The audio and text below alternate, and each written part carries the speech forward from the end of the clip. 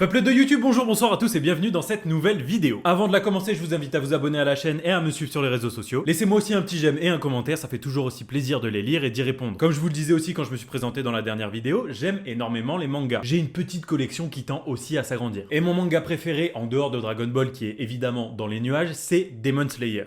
Et je les ai tous. Donc aujourd'hui, ouvrons une nouvelle vidéo sur cette œuvre magnifique qui est Demon Slayer.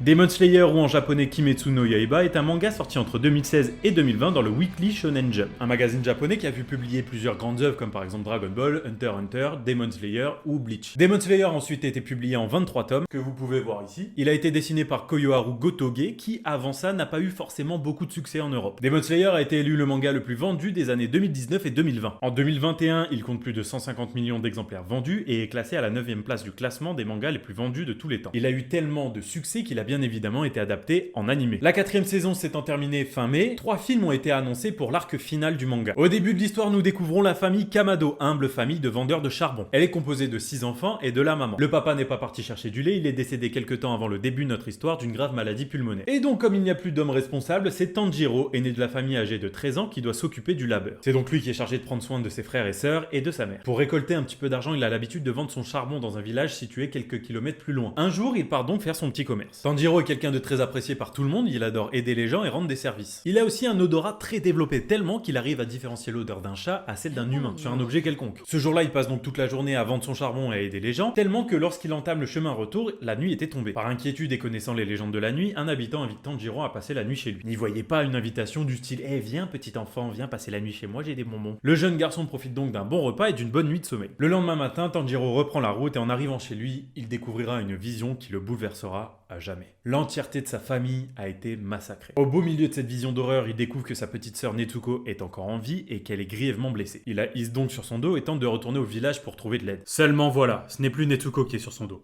Sa petite sœur s'est transformée en démon mangeur de chair. Et la légende raconte que les démons ne se souviennent plus du tout de leur passé d'humain et ils attaquent même les membres de leur propre famille. Cependant, Netsuko est différente parce qu'elle semble se souvenir un petit peu de son grand frère. C'est là qu'intervient un étrange personnage qui s'avère être un pourfendeur de démons. Celui-ci, voyant un démon attaquer un humain, tente de la tuer. Après une tentative pittoresque de Tanjiro pour sauver sa sœur, il essaye de convaincre le nouveau venu que Netsuko ne fera de mal à personne et qu'elle s'est souvenue de lui. Ayant été témoin de la prise de conscience de Nezuko, le pourfendeur va envoyer Tanjiro et sa sœur chez un maître qui va lui apprendre l'art du katana et l'extermination des démons. Et c'est ainsi que Tanjiro entame un long voyage rempli de péripéties et d'aventures dans le but de rendre son humanité à sa petite sœur qui a désormais un bambou dans la bouche. Autant lui mettre une boule BDSM, ça ira plus vite. Son objectif est simple, rendre son humanité à sa sœur et exterminer tous les démons qu'il croisera. Il se fixera également comme objectif de tuer le démon responsable du massacre de sa famille. Il sera accompagné tout au long de son aventure par des personnages haut en couleur. Le premier étant Zenitsu, un autre pourfendeur de démons au caractère peureux et lâche mais qui s'avère être une machine à tuer quand il tombe inconscient. Il ne pratique qu'une seule technique du style enseignée par son maître mais il l'utilise à la perfection.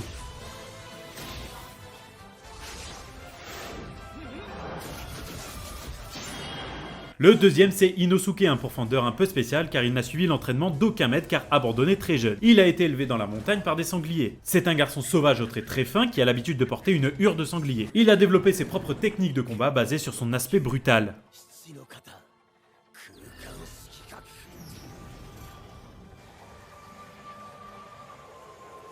Et en parlant des ennemis, parlons un petit peu des démons. Ce sont des créatures anthropophages, donc qui mangent de la chair humaine et qui craignent la lumière du soleil. Tous les démons ont été humains un jour et c'est grâce au sang du premier démon originel qu'ils ont été transformés. Ce sont des créatures extrêmement fortes qui peuvent restructurer leur corps comme en faisant pousser des bras ou carrément en changeant d'apparence.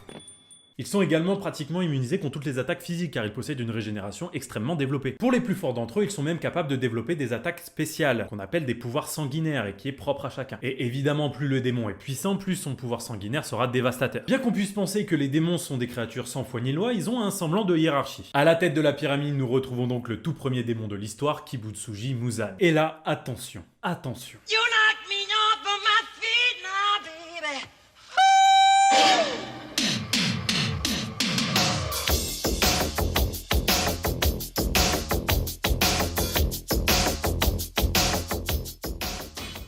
Ils ont fait Michael Jackson en animé. Muzan est le démon responsable de la prolifération de ces créatures car il est le seul à pouvoir en créer grâce à son sang. Mais, petit piège, lorsqu'il injecte son sang et donc ses cellules, il leur injecte également une sorte de malédiction. N'importe lequel de ces démons osant trahir Muzan, même juste en prononçant son nom, se voit annihilé par son propre corps.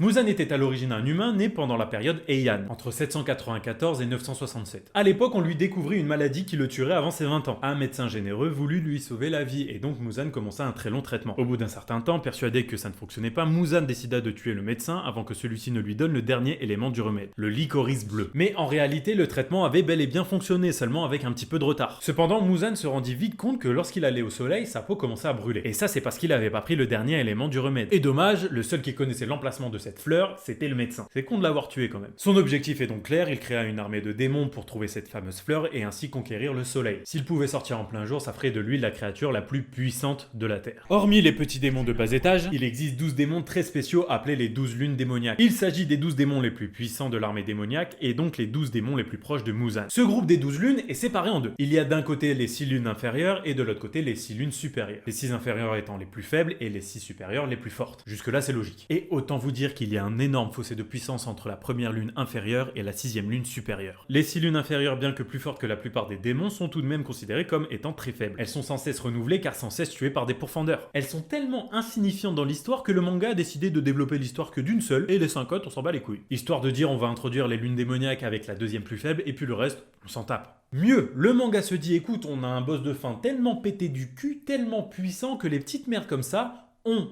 les défonce. Alors que les lunes supérieures sont beaucoup plus fortes. Déjà, ce sont les mêmes depuis plus d'un siècle. La première lune supérieure ayant plus de 300 ans. Et même entre les lunes supérieures, il y a une sorte de hiérarchie. Si une des lunes veut gagner en place dans le classement, alors celle-ci doit provoquer en duel le démon qui occupe la place convoitée et le vaincre dans un combat à mort. しかしだよ、国志望殿。申し込んだところで、赤座殿は我らに勝てまいが。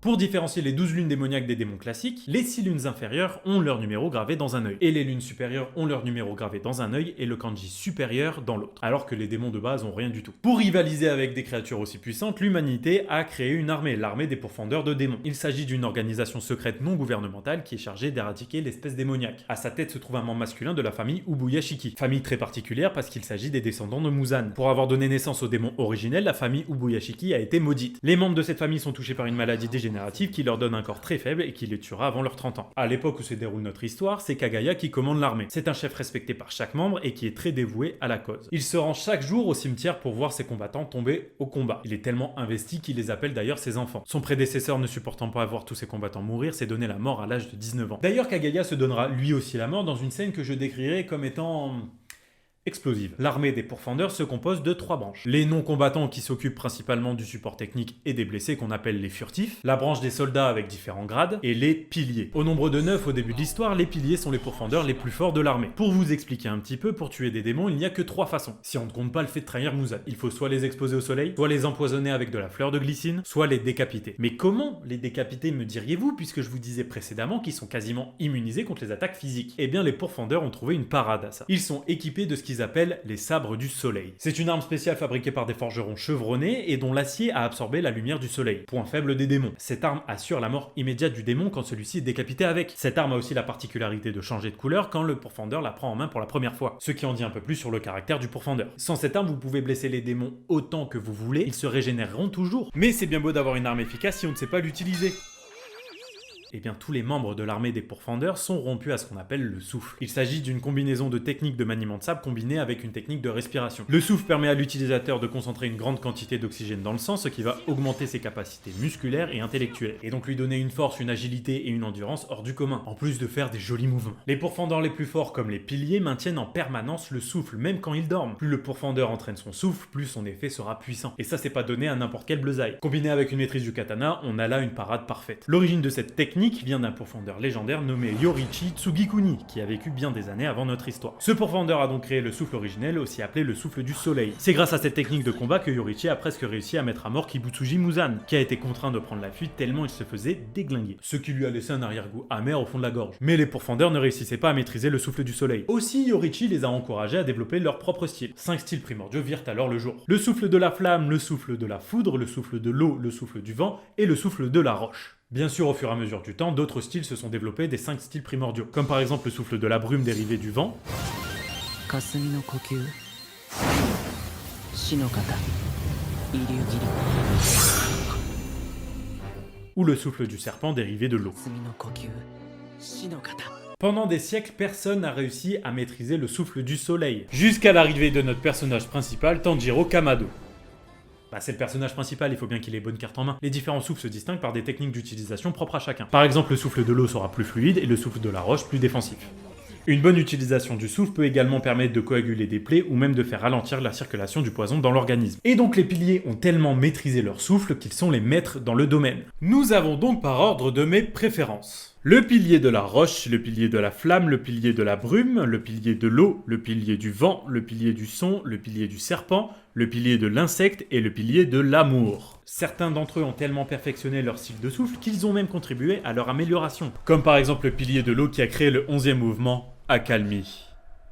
Quand j'écrivais cette vidéo, je me demandais ce qui était le plus judicieux. Soit je faisais une seule grosse vidéo sur Demon Slayer et je parlais en détail de toutes les lunes supérieures et de tous les piliers, soit je faisais plusieurs vidéos un peu plus courtes où là je prenais vraiment le temps de parler en détail de chaque personnage. J'ai choisi la deuxième option. Déjà parce que cette vidéo serait beaucoup trop longue et ça me fait 2 vidéos en plus. Pour devenir pilier, il faut remplir des conditions bien spécifiques. Déjà, il faut maîtriser son souffle, ce qui me paraît la base. Mais pour être considéré comme assez fort, il faut soit avoir tué 50 démons, soit une des 12 lunes démoniaques. Donc ces 9 là sont vraiment l'élite des pourfendeurs. Parlons un peu maintenant de l'animation. La société responsable de l'animation est le studio Ufotable, aussi connu pour God Eater par exemple. Et moi j'ai quelques questions à poser aux animateurs. Les gars, vous avez craqué ou quoi? Est-ce que vous avez une vie? Est-ce que vous avez une famille? Est-ce que vous êtes assez payé? Est-ce que vous dormez au moins? Non mais parce que pour nous produire des trucs d'une qualité pareil, il faut être un dégénéré. Vous vous en rendez compte les gars? Ils ont craqué chez Ufotable, moi je vous le dis. C'est le seul animé qui m'a donné autant de frissons. La première fois que j'ai regardé l'animé, je me suis dit que les dessins étaient très beaux et que c'était très plaisant à regarder. Puis vint le combat entre Tanjiro et Rui, la 5e lune inutile. D'abord utilisant le souffle de l'eau, Tanjiro se rend compte qu'il est plus à l'aise avec ce qu'il appelle la danse du dieu du feu, qui est en réalité le souffle du soleil.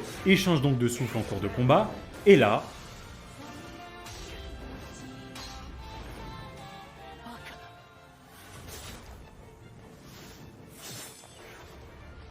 Voilà, donc les bases sont posées. Puis vint le combat entre le pilier du feu et la 3e lune supérieure.